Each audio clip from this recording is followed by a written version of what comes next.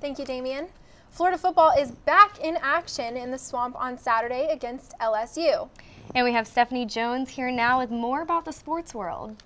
Thanks, Carolyn. Coming up, fans hope that after their bye week, the Gators are rested and ready to tame the Tigers. And the last regular season games of Major League Baseball are being played today. I'll break down the playoff standings for you coming up next.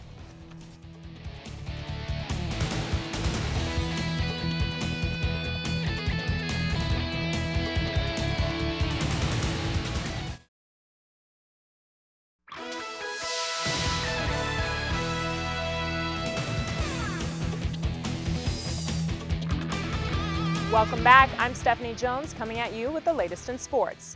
Florida football faces its toughest competition so far this season against LSU this weekend.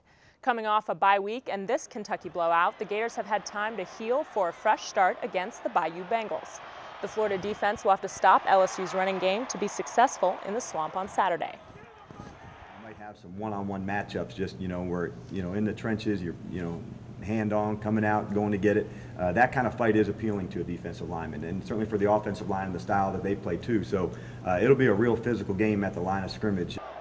The Gator defense will get an added boost when linebacker Jelani Jenkins returns to the lineup to help shut down the Tiger offense. Kickoff is at 3:30 on CBS. Today is the last day of the regular season in Major League Baseball, and the playoff drama continues. Even though the Cards lost to the Reds last night, in part thanks to this bomb from Scott Rowland, they still clinched a playoff spot because the Dodgers lost to the Giants. The Cardinals are one of the two wildcard teams from the National League, and they will be in a one-game playoff against Atlanta on Friday.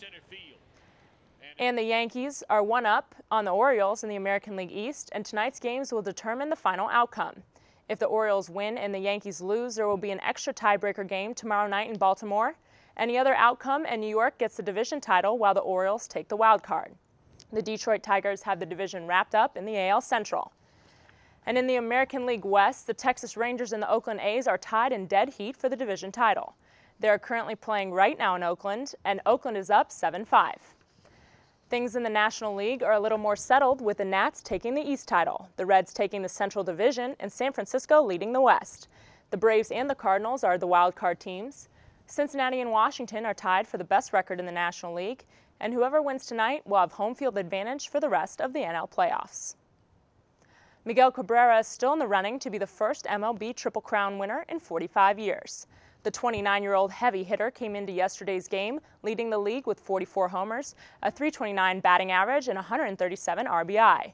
In the top of the third last night, the bases were loaded. Cabrera connects with a single to center that added 2 more runs to his RBI and put the Tigers up 3-1. He currently leads all 3 Triple Crown categories with a .331 batting average, 139 runs batted in, and 44 total home runs. Cabrera is 7 batting average points ahead of Mike Trout, and he leads Josh Hamilton of the Rangers by 1 home run and 11 RBI. The Florida women's basketball team has a new addition. Vicky McIntyre, a transfer from Oklahoma State University, will suit up in orange and blue come hoops season. At 6'7", McIntyre is the tallest women's player Florida has ever seen. She transferred from OSU after losing 2 of her coaches in a plane crash last fall. McIntyre says even though she misses her Cowgirl family, she already feels like part of the Gator squad. I love my new family. My teammates are amazing. They just accepted me right away. I really just feel so comfortable and so loved here. And the coaches are amazing. They're so supporting.